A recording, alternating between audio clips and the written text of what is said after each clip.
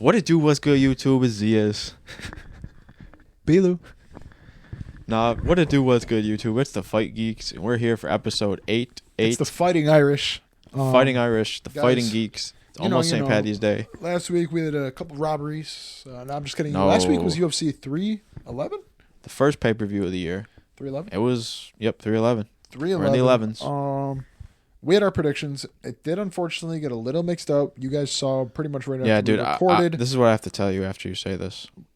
We pretty much got hoed, guys, because pretty much right after we recorded, it got announced that Armin had to pull out pretty much 24 hours before the fight with the back injury. Yes. Moicano. We did go through this on the last pod. Oh, yeah. Did we? Yes. Okay, so Marciano stepped up. What is it? Moicano. Moicano stepped up. So that's where we were at, basically, when we ended. And what happened? Moicano won. Moicano got submitted. Psych. Actually, let's start with the beginning, I guess. This is what I have to say real quick. I think we do have to bring the belt back because, dude, you had this, you had this, you had this, and you had this. No way I have. And you had Islam sub that night. So I think, you know what I mean? Yeah, I mean, that was crazy. Like, I think even though shit got switched around. Like, it's not necessarily. Well, yeah, the belt was on the line, but we're 1-1 on predictions of the year, I think. Wait, or not even on That was last year I predicted. Wow. UFC 309. Damn, I got 4 right. Dude, you got all of them right. Oh, my God. Reiner de Ritter, Jailton Almeida, you had Yuri, you had Merab. And then that night, when the fight got changed on the podcast, you're like, Islam sub, I still got it. Wow. Because you had Islam sub before. That's impressive. So this might be your best predictions. Wow. 5 for 5 on the first card of the new year? 2. I'll take that shit. 4. Yeah. I mean, yeah, basically. 5 for 5 on the new year. Peyton Talbot lost. Yo, Matt, I'm like, this is why I don't gamble and I don't promote gambling. This dude was a plus 1,300 favorite. That dude was like a plus 700. You put 5, you make 100. Like, bro, he's a veteran. We sold. I know. Why didn't we bet that? I don't know. Because, do you want to know why? Because I don't gamble, guys, all right? I'm not a degenerate. No, because Vegas really, really makes you think, like, hey, don't bet on this fight. He's a minus 1,300. And then all of a sudden the plus 800 wins. Like, what? Dude, that's what happened to in a couple cards ago, like when that Asian woman lost. Or Robert Lee Desplaney, whatever the Yeah, Robert Despain. But then Reiner de Ritter put on another submission performance. This time, Kevin Holland, man. What do you say about Kevin Holland? I think he's washed. I think he's trying to get cut. I think he's trying to. It looks like he's not even really trying. Like, he's going in there to fight. It almost looks like he's just going in there to do his job, right? Instead of like fight to win and become the better fighter, he's just like going in there. I know, because he had that chance. And when you're going against a killer who wants to be a champion, you're not. I don't think that mentality. It just looks like he's given up more easily recently, and I don't know what's going on. Another thing I noticed about Kevin Holland, remember when he had like 5 wins in a year? He was like actually like kind of contending and competing. Yes. Someone wanted to compare that to Joaquin Buckley. Someone wanted to compare that. How was his name? Jaquan Barkley. Joaquin Buckley.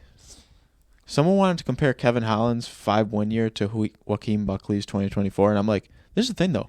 Joaquin Buckley is just beat Colby Covington. Yeah. Kevin Holland's best win was probably like Michelle Pereira or something. I don't even know. Yeah. Or like Tony Ferguson. Yeah. And I don't know. What is Kevin Holland's best win? He lost to Wonder Boy. We saw it happen when he went in. Wonder Boy was his best comp. We saw it happen. No, not yet. Well, he did beat Jeff Neal. He did beat Jeff Neal though back in time. His best opponent that he fought back in the day. MVP, and he got true. Shit on. And MVP's gonna be back later in this video. So, but yeah, Reiner de Ritter. I think a cool fight for him next. Obviously, this will never happen because the UFC would never do this in their life. Imagine Reiner de Ritter versus Bo Nickel. Winner gets ranked. Winner gets ranked. I like the biggest stakes for the two probably most notable up and comers in the UFC. Wait, Bo Nickel's not ranked yet. Nope. Even though he beat Paul Craig. Paul Craig wasn't ranked. So, and do you want to know what's crazy? Paul Craig, like, he beat Jamal Hill at light heavyweight. And then somehow he's fighting Bo Nickel. Like, he beat Jamal Hill? He broke his arm. Not on this card. Oh. Remember Paul Craig? Dude, I was reading Jamal Hill's record wrong. Remember Paul Craig beat Jamal? I swear it said Jamal Hill was 12-1 earlier. It's fucked. I don't know, but dude, Paul Craig broke Jamal Hill's arm. I remember that now. I do remember that. He was sitting there like this. But this fight got moved up. Jailton Almeida got the knockout on Sergey Spivak. Dude, Spivak was really all hype. This dude fought Gone. That's how hyped up he got. Dude, I heard that. I saw a couple comments about people saying, "Hey, like Almeida's not done." Who did he lose to? He lost to someone big, I think. Yeah, he lost to. Dude, I didn't know you could do this on the app. Was it Sergey? I didn't know this was on the app. Oh, no way. I thought this was only on the website. It's gone. Oh, it's here. All right, go to his. Who did he lose to? Curtis Blades. All right, so The biggest name. Oh, yeah. He beat Derek Lewis in a 5-round decision. God, Either remember way, that? man, You he remember could still that? come back Dude, on look how his day. active he's been though since November 4th, That's what I mean, 2023. man. And he's getting wins. 1, 2, 3. Last 3 fights, 2 wins. Jailton Almeida, I mean, in a thin heavyweight division with some heavy hitters. Hey, I think we could see some more Jay Almeida in the future. Dude, I can't believe you can do that in the app. This is amazing. Awesome. I've always just searched up, Googled their name, scrolled to the freaking that's clutch. link. Then after that fight, we had this light heavyweight bout. Yuri Prochazka got the knockout over Jamal. Guys, I see now as good as a win this was of Yuri Prochazka. I do not think this grants him with another title shot over Yuri or over Alex Pereira. What do you think about that initially? Do you think this? I want to ask you. Do you think this fight grants another title fight? No. This is why. So Yuri Prochazka, right? Yes, he beat Jamal Hill, and I love rooting for Jamal Hill as much as the next Jamal Hill fan. Don't get me wrong, but is he a little overrated? I think on paper Jamal Hill is better than the Jamal Hill that is the real Jamal Hill, because one, he beat Glover Teixeira out of his prime. He was the number 7 ranked, got the title fight because of a draw in the main title fight. And basically, what did he do after that? He vacated his belt because he vacated his belt. Got injured. So would he have defended his belt, or would he have instantly lost it to Yuri? Well, also, so or Pereira? You say how he was a low rank kind of fighting against Glover. I want to say he was number 7 and got the title shot. So let's talk about this. Did that low key kind of? I'm not saying ruin his career because he's still fresh. I mean, look, the dude's 12-3 as to where Yuri has 31 wins. This dude's 12-3. He's young. He's fresh. He still could absolutely become a title contender again. But Jamal Hill, his issue was, like you said, he was the number 7 ranked. Went into a war with Glover Teixeira and has now since then taken only beatings. And I feel like if he was the number 7 ranked and slowly worked his way up, he would have had a better shot at becoming champ and staying champ. But now, after the war with Glover Teixeira and then getting knocked out by Pereira and then getting knocked out by Yuri, I want to see him take a long break, and I want to see him come back and fight a lower ranked guy in the number 5, number 6, number 7 guys to get a tune-up fight. Yeah, you don't need to stay in the top. Dude, and it's honestly tragic that he got injured. Also, I was talking about this last week, how I was like, is Delusion the best base in MMA? I said if Jamal Hill wins this fight, Delusion is 100% the best base in MMA because, guys, before this fight, Jamal Hill swore on YouTube the only man he could lose to is Alex Pereira, and there's no way he knocks out to Yuri. There's a clip that I see going around that he said about Yuri, and he goes, the difference is between the Pereira fight between mine and yours was Yuri, you got dominated, I got caught. There's a difference. He was saying you got dominated in your fight, he just got a lucky punch on me. And I feel like Yuri kind of got caught. He was saying the wildest things, saying the fight wasn't, he's like, this ain't going to be close. And now he just got brutally dominated and knocked out. I don't know what this is going to do for Jamal Hill's headspace. Maybe the whole internet thing he was doing. I hope he doesn't see this video that we're saying right now, because he's going to spaz on us if he does see this. I'm just telling it like how I like see it and what he's actually doing. And then, enough on Jamal Hill. Yuri Prochazka, great win, but you're not granted a title shot. Yes, that is why Yuri doesn't. The whole thing with Jamal Hill that we just explained, that is the reason that Yuri doesn't deserve it. Exactly. And because who is Jamal Hill to give you a third chance at a guy you lost twice to? Yeah, correct. And Yuri, that's just what it is. Absolutely, might be a little bit more humble than Jamal Hill, and he's saying, "Oh, Yuri knocked me out. Yuri knocked me out. I want another title fight." As to where Jamal Hill's like, "That was lucky. Give me another one." Yuri, I don't think it's going to get you a title fight in this situation. I think you need another good win. And he did look better in this fight, in my humble opinion. Yeah. I think he took less damage than he normally does. Because I was a little worried the way Pereira was hitting Jamal him Hill's on. face? Yeah, man. I didn't realize it was that bad. There's actually a clip of the knockout. If you've seen the this, slow-mo? They put the slow-mo next to Alex Pereira and Khalil Roundtree. Yeah, I saw that today. Exact same combo. Put him out. I don't think it grants him a title shot. I think... Well, that was Alex Pereira versus Roundtree. Honestly, I think loser of the title fight that's happening soon for Yuri.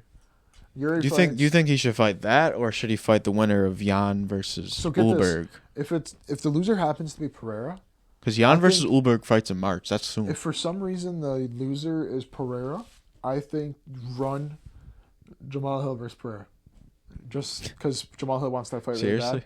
And then I think if Ankalaev wins, he low-key sneak Yuri in there for the title shot, because then Dana, it's no secret that he doesn't want Ankalaev as champ, right? He got but if Ankalaev wins, he's getting the title shot in the time that he is for a reason. Yeah, I could see that happening if Ankalaev wins. Correct. Now, let's say Pereira wins, they're scratching that whole thing, and they're giving Ankalaev, they're probably going to feed him to like the number 8th ranked and say forget about him. And I think whoever's the outlier in that scenario, so if Ankalaev wins, Yuri goes up, someone's got to fight the winner of Jan versus Ulberg. That's true. And that fight's in March. That's going to be right after the title fight. Oh, I think it's UFC London on March 22nd. I think you do sneak. Dude, light heavyweight's going to be nice because everyone's going to be ready. Oh, man.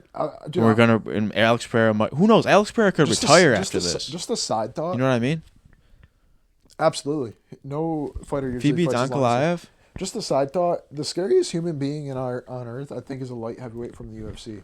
I think if like you were to line up like 100 dudes on the street and you had a couple from each division. Because they're still agile. You know, as scary as the heavyweights are and they're big and they're huge, I feel like I could always be like, I'm gonna outrun your ass.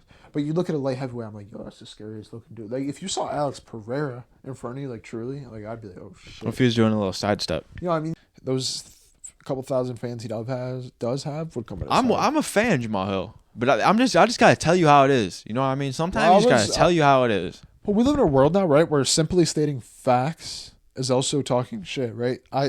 We can openly admit he was saying Alex Pereira is the only man that can beat him, and honestly, he didn't even beat him. And that his former champion status could be a little bit of an asterisk next to that. Correct. And he said on his podcast, he said, hey, you got dominated, I got caught.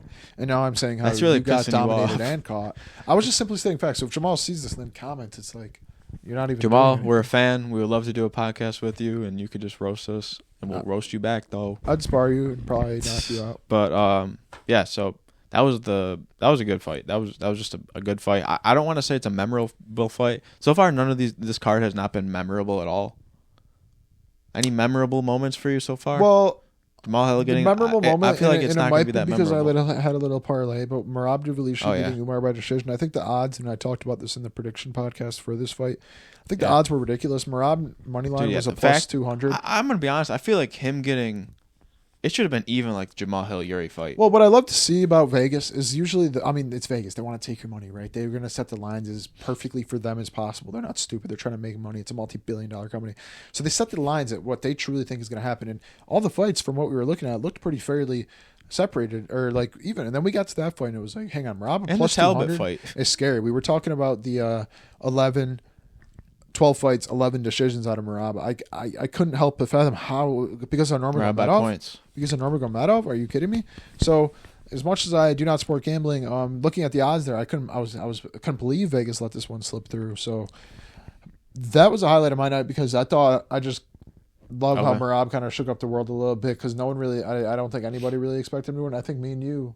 Did you have Merab? We both had Merab by points. So we had Merab and that honestly for me was the favorite part of the night, watching Merab win by points because not only am I a Dagestanian low-key hater and I poop on the Nurmagomedovs, even though I love and have respect for every fighter, just as a fan of the UFC, I like to pray against them. It's just my shtick. Some people like them, some people don't. All right, whatever.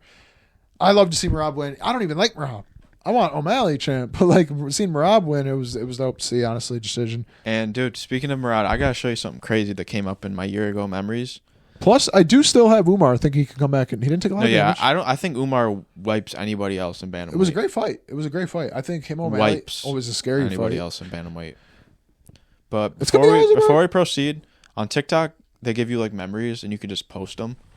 You can. This was you 1 year ago about Merab. He doesn't have like devastating highlights or crazy knockouts, but he does have a winning record, and he did go out there and slay Peter Yan for 25 minutes. Yeah. This dude is not a guy that you want to face if you want to win type deal. Like he's not going to knock you out, but he might take you down 50 times or a time. He's your best take. He's a huge for Andrew because if he wins this, I think that automatically slides you the title again. The scariest guy in terms of not really doesn't have all time.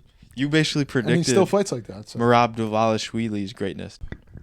Islam Makhachev did what everybody thought he was going to do. Nobody had Renato Moicano besides his podcast crew. He didn't even do what people thought he was going to do. He didn't even have himself. He did what he absolutely had to do, guys, and that was destroy the number. No, all he had to do was step in. What's his rank?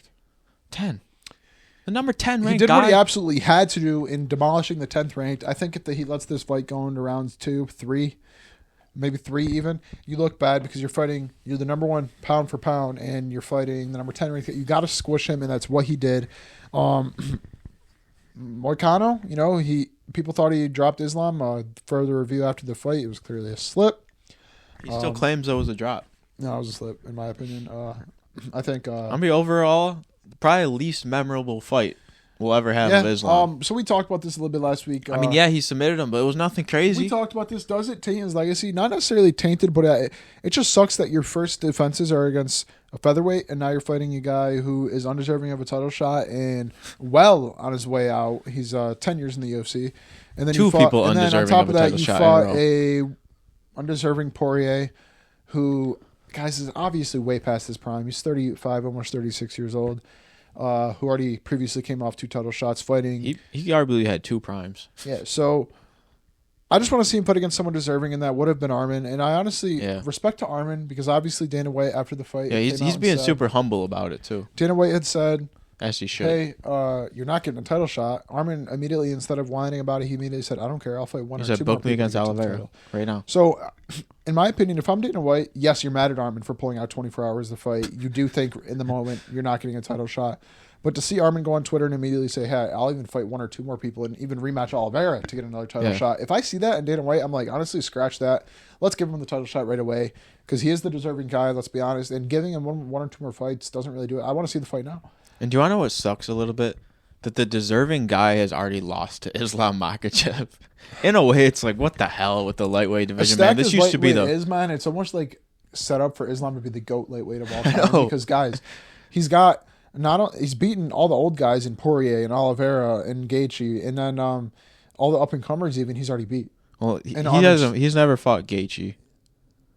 Yes, correct. But I meant like he's on his way out. Like Gaethje's on his way out. Oliveira, all these guys are on their way out. There's no one. There's Islam's going to be the new the up and guy comers, to beat. He's already beat. Islam's the guy to beat.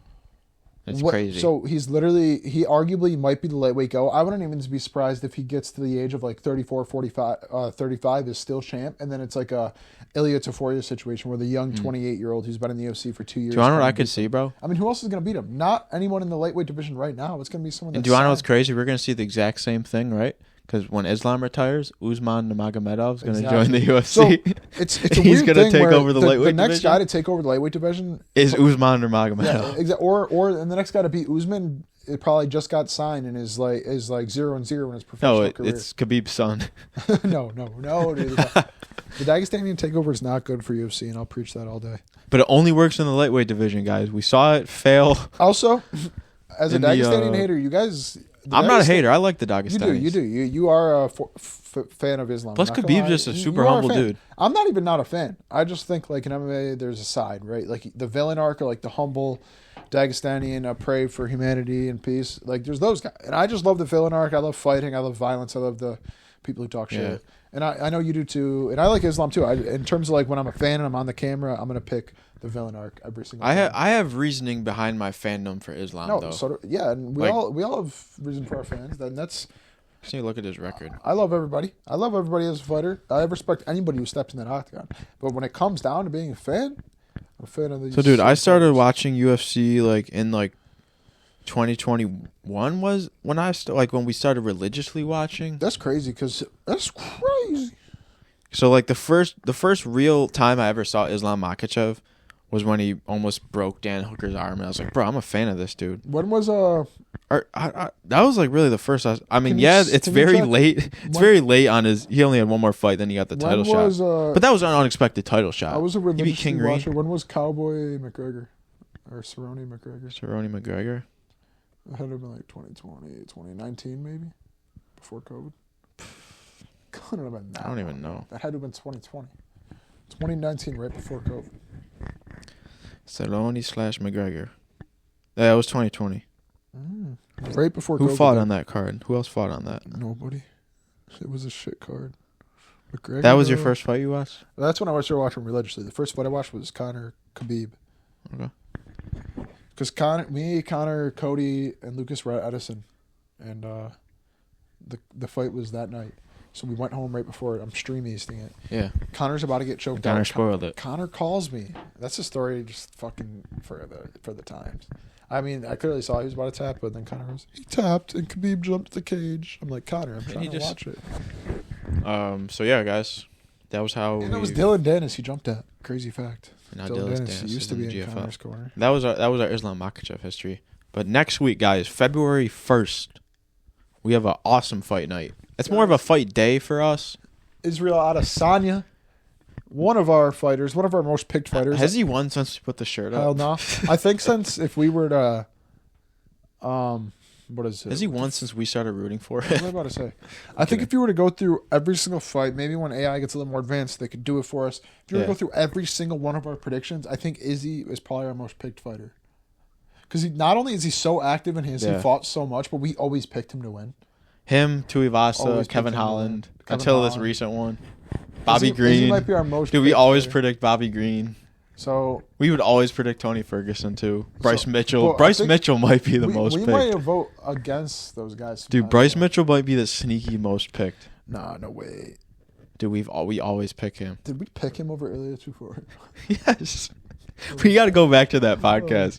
Dude, we have to go back and watch us say that. Oh, God. When we're in the basement, we have to watch us say that. I just want to hear hear something like, guys, I know who Ilya is. He's not good. Oh, no. I definitely said something crazy. But, guys, next week we have a card in Saudi Arabia. An awesome card. This is the take I was going to bring up earlier. I love Saudi Arabia. I love the people of Saudi Arabia. I love how rich they are. But why are we putting fights there? I think, they're during rich. The day for us. They're rich. They could obviously clearly host these events that don't even profit them because they're putting so much money into them, and they're doing it with boxing too, but it's kind of taking away from the American boxing is fans. fake. No, I'm kidding, guys. But hear about this. We're on the East Coast, right? If you're in the West Coast and you want to watch UFC Saudi Arabia, 6 a.m. prelims. No, who's this actually? It's like up and early. Who is this actually benefiting? I don't think it's benefiting anybody. I think it's all the fighters have to go to Saudi Arabia, and it messes up their sleep. It's like that's what I mean. So I understand they have the money. But and there's fans there that want to watch the UFC, but it's like there's fans in their own country that UFC I love what started they're too. Trying to do, right? Because obviously they have more people. Not everybody can go to Vegas every single fight. But you can bring it around the country. You can make someone a hand without hosting events. So you try to get a ticket there; they're expensive anyway. You're not bringing it to anybody. Dude, somebody posted on Instagram Reels. They're like, "This is my $680 nosebleed seats to UFC 311." And I'm like, "Yo, dude, parking's $100 at that Intuit Dome. Oh my god, isn't that ridiculous? You better come with some dome." I'd walk up to a mile. I know, right? I'll just park at Vardon's house. Just walk. So who's fighting on this card next week besides? So a couple. If you know how Dana White does, if you don't know, now you know. Yes. Type of fights. There's a couple like that I need to point out. Everybody probably remembers this Jasmine Jasudavicius, right? And she fought, and you remember Mayra Bueno Silva? She lost the title fight. Yeah, wasn't it the title fight against Pennington? Yes. Now she's fighting this Jasudavicius. Canadian? Yes, she's a Canadian, but she joined the UFC like right around when we started this account in Fight Geeks. So like we basically witnessing her career. Damn. That's awesome. And look how active she is since she fought on like every. So I'm rooting for Jasudavicius here. Me too, man. I think she's gonna. Ole. And then a meme. This is actually a meme at this point. Shamil Gaziev. Oh my. Why is this dude a meme? Why is this dude a meme? Why is Shamil Gaziev a meme, guys? He's 13-1. He only lost to Rosenstruck. Gaziev. Everyone was like title shot Gaziev. What's the main card looking like? Terrence McKinney's back, guys. We have not seen Terrence McKinney in a minute. He's a huge favorite here, but I think we bet the house on the other two by knockout. So Terrence McKinney has been brutally Is that free money? Twice in like the last 3 fights. Is that free money, y'all? Ikram Ali Skarov. Didn't Sean O'Malley beat this guy? Ikram. Are you out of your fucking? Oh, Robert Whittaker did. Wrong division. Everyone, they were like, Robert Whittaker tune-up fight. He didn't lose a thing. Round 1 finish. You know what I mean? That's what makes Rob Whittaker so freaking Respect to good. Rob for that fight. His teeth. He almost swallowed his teeth. Said Nurmagomedov, but Vinicius Oliveira. Remember he had that flying knee knockout? You know Vinicius Oliveira. You see that sneaky thing? Dude, I feel like Vinicius could win this. But Said's got hands, but it's like... I'm going to go Said. I think he... I mean, to take that long of a layoff after getting KO'd, he's obviously doing it right. And I think he comes back. But Vinicius Oliveira is a dangerous man, so be careful. Ooh, then this is like an underrated fight. Sergey Pavlovich is back. He was just in the interim title fight. I like that layoff against as well. Jairzinho. Wait, Jairzinho Rosenstruck. Yeah? No, he fought fucking Sergey and got fucked. Did he fight? Yeah, he fought Spivak or whatever. Volkov, it was. Yeah, but it was a 3-round decision to Volkov. Yeah, but he got battered. True. But he didn't get knocked out. No, but he got battered. Dude, I'm going to be honest with y'all. Sergey Pavlovich's run right here. 1, 2, 3, 4, 5, 6 straight first-round knockouts. First round. Dude, he was a money printer up until the Curtis Blades fight. Yo, what's so sick about that, when the fight for Aspinall got released, the odds were basically dead even. Even KO for both fighters was like plus 100, and this guy I worked with was huge on, I'm going to say huge on gambling, and good picker. He goes, bro, I'm telling you right now, the house is on, what's his name? Sergey. And I was like, I'm telling you right now. What fight? The Aspinall fight? Yeah, I'm like, I'm telling you right now, Aspinall wins that fight. He goes, okay. Coming to work. You told him that? Yeah. I was like, I get it. You gamble and you look, as you just being a gambler, not like watching the UFC. Yeah. You look at the lines, right? And you see this guy at a plus 100 knockout, and you go look at his recent fights and you see, okay, wait, he has 6 first-round knockouts. Just to knock him out in any round is a plus 100. That looks like free money all day. When you actually watch the sport and you see, hang on, Aspinall is the actual up-and-comer. Yeah, he's the best. But dude, imagine if Sergey Pavlovich would have beat Tom Aspinall, he would have had the I understand it now record. Mm-hmm. He lost his first UFC fight, gets 6 straight first round knockouts. Now back-to-back losses. So I'd like to see him take a little break. Yeah, this is a good opponent. Jairzinho Rosenstruck. He's kind of. I'm taking Sergey. I'm taking Sergey too. And I think he's gonna get back to his knockout ways. Oh, this is a good fight. Wait, we got Shara. I got Shara. Shara and Michael Page. I got Shara. Michael Venom Page already said that after this fight, it is a middleweight bout. I know. I'm pissed about that. Why is he even fighting at middleweight? Yeah. So does he have any plans on moving up? Yeah, this is where I'm getting to. So middleweight bout. So you have MVP. You think, oh, he's moving up a weight class. Maybe he didn't think he could do enough at welterweight. He's older now. Doesn't want to cut the weight. Bigger Move fights. up to middleweight. All right. So why do I see a clip of him today saying, oh, this is just for one fight and then I'm going back down to welterweight? So I respect that for the fans. It's like, bro, you're 37. For Shara yourself. You're because 37. You're kind of giving him a fight. But it's like, I don't think you should go take a middleweight fight against a actually bigger guy. Not only that, a guy who's young career in the UFC. I mean, right? But who is MVP's blind on in the one talent eye. of his career coming from Bellator, and now you have Shara. Why would you go fight that guy? He's a bigger dude who's gonna weight class above. beat you. What are the odds on that? Does it tell you? Shara's minus 185. I think that's not as bad as I I thought. think that's fair.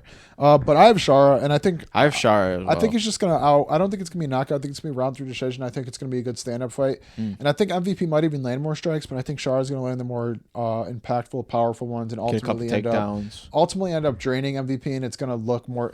MVP. Here's my prediction: MVP lands more. Shara beats him up more, and the judge he gets a unanimous decision win. And yeah, what do you think? What do you think? Yeah, Michael Page is gonna definitely like touch him more, if you want to call it that. Yeah. Well, I mean, Shara is gonna have. I feel like he's gonna have Michael Page gassed for one. I think he's gonna get a couple takedowns that runs up the score a little bit as well. And second of all, this is his natural weight class. For one, he's 30. This dude's 37. I mean, this is storybook. Shara should win this. I agree. Michael Venom Page already admitting that he's going back down. It's like, what is your plan here, Michael Venom Page? Is it to win? Is it to win, to make money? Like, is Shara a big money fight, I guess? I agree. At this point, I mean, Shara's a pretty big name, but I feel like, I don't know, he might just be trying to make money and retire. I agree. Just milk it. He's like, I need to go up. I need the money for this fight. You know, this might just be about money for Michael Venom Page. And, you know, that's not a problem. He's had his prime, you could say. Yes. So it's Shara time. It's official. And I think if he goes back down to welterweight, I mean, a Kevin Holland win nowadays gets you what? Ryan De Ridder's not even ranked. I agree. Maybe Ryan De Ridder versus MVP. I agree. So it's Shara time. Let's get it. Yeah, main event, though. the guy behind us, you know, one of our most picked fighters on the channel, one of our favorite fighters of all time, Israel Adesanya, guys. Comes back after He's coming back. A layoff. I like the layoff he took, especially after the Strickland fight, and then to do it again after the Duplessis fight shows that, guys, we had to appreciate Israel Adesanya's time when he went through guys like Robert Whittaker twice. And his activity. Just the activity alone. The dude was fighting every 2 months. He's doing what Pereira is doing now back then, except multiple, even more fights. He lost, took a layoff, guys, and now he's back on a fight night. Guys, Izzy's run is going to go down in the history books. 12 straight title fights. Only 4 losses out of those. 4 losses. 4 losses and 12 straight title fights. Not only that, the first ever 2-time middleweight champion, which means he lost the belt. Got it back, then lost it. And then lost it again. Well, not lost it again, but lost the fight. A fight for it. So his first contender fight since 2019 when he fought Anderson Silva. It might sound dramatic. Anderson Silva was still in the league. It might sound dramatic, but this is do or die for Izzy in terms of UFC career. It is. It's not ridiculous to say that. It's not. It's not ridiculous to say that. As dramatic as it is, you know, I think if he loses this fight, I don't want to see him go like I don't want to see Tony Ferguson. Tony Ferguson got brutally finished in every fight, but I don't want to see him take the fight where it's just like you're like Robbie Lawler or an Anderson Silva, right? Where you take 5 or 6 losses. Izzy's meant to fight in title fights. And to me, that does hinder legacy. I like when fighters retire on top. As early as Khabib retired, I like that he retired undefeated because it's just like you are the GOAT. Like Anderson Silva is on everyone's top 5, but when you look at his last 6 fights, he lost them all. It's like that. Then he lost to Jake Paul. So I don't want to see Izzy take the same route. I think it's do or die. I want to see him win this fight, and I do think he's going to win this fight if it stays on the feet, and I think he's going to be able to keep it on the feet, and I think we might even see it finish. What do you think? Yeah. I mean, I can't bet against my guy Izzy for one. Obviously. But Imavov, he just squeezed by freaking Brendan Allen in this. That's what I mean. This was arguably, it wasn't a split decision, but it was arguable. I agree. I mean, he beat Jared Cannonier. Okay, he beat Roman Dolidze. Okay, a no contest with Chris Curtis. Lost to Sean Strickland. I mean, and we're talking about Israel Adesanya on the other end. Contender Israel Adesanya. Knocked out Alex Pereira. Right. He's taking the W for one. And 2, I think we also have to just like, when you think about Izzy, Izzy's made to fight in title fights. I agree. You know what I mean? The walkout, the fight week leading up, he's always like on some aura shit. The dog collar, the mask, the urn for Jared Cannonier. Like, this dude's making it exciting. He's making it fun. Like, and I feel like you need a guy like right now. That's what the UFC's kind of missing, is like a guy that, you know, he talks a little too much, but he can back it up. I agree. 100% agree. Someone that could talk and actually back it up. I think Israel Adesanya gets it done. Like Michael Chandler, he'll talk. He loses. I mean, I feel like Dustin Poirier is a good guy to talk and back it up. Yeah. Like, especially in his heyday. But I feel like the recent guys to have done that is Usman and Izzy. Those are the last 2 guys that I can think of that talk the most and back. Topuria, maybe. Topuria. Oh, Topuria. He might be the guy right now in terms of clout. I love guys like shit. who have that much aura where like I can sit here and genuinely think Ilya Topuria will beat Islam Makhachev just because of the way he talks. Really? As to where other fighters, right, I'll just look at their skill and say, well, Islam's bigger, has the better fight. Okay, I'm taking Islam. But when I listen to Topuria, I'm like, holy fuck, like this guy. When I listen to Islam, all I hear is smash out. I'm like, okay, he's just good as fuck. He's a Nurmagomedov. He's a Dagestan. It's not even a Nurmagomedov. It's part of the family. And then I look at Ilya. I'm like, oh shit. Like when he talks, nothing to lose. Natural born killer. Like that borderline accent. You know what I mean? Where it's like, dude, if he ends up facing Islam though, it's gonna be like history repeats itself. Conor versus Khabib. Exactly. And guess what? Connor's the only fighter. Islam versus Connor's Topuria. the only fighter who was able to go up into lightweight and take the belt. Everyone else who was trying to go up for double failed in the lightweight division. So it's sick. Dude, you know how Paul Hughes like brought Usman like to a decision? Yes. Like a close decision? Yes. Everyone was like, he might be the best Irish fighter of all time. No. Dude, Usman's been what's his name? Usman from he's only 24. Usman from the UFC has been Kamaru Usman? Yes, Kamaru Usman's been pissing me off lately. He's What, mad on at his Bilal podcast? Muhammad for not wanting to fight Islam Makhachev, but he wouldn't fight Israel Adesanya. So it's like, how can Yes, you- bro. I saw. Yeah, but dude, Bilal's honestly been pretty good on like the Twitter comebacks. Oh, no. His trash talk's he's been He might have a trash talk keeping guy. his career alive just by, it's Ali. It's Ali. I love- Shout out to Bilal's trash talk guy. It's so funny when Ali tweets on Islam and Khabib's account because it's so obvious. You'll see Khabib tweeted. Some humble ass No, shit. it'll be Khabib tweeted 10 minutes ago, right? I'll catch it. I'll go to the replies. Guess who's the first reply? Ali 10 minutes ago. It like is posted at the same time as the tweet, and it's like, yes, Khabib, you are so right. Like, bro, and it's like at the exact same time. Oh my Khabib God. tweeted it. Like, come on, Ali. Ali Abdulaziz. He's like, Khabib, you couldn't be more right. Remember that Conor McGregor moment? Ali Abdulaziz. He's like, you mad terrorist. You mad? Let me get my picture. What was it? Mad rat. What was Mad it? What about terrorist. Brandon? Was it Brandon? How's Noah? Yeah?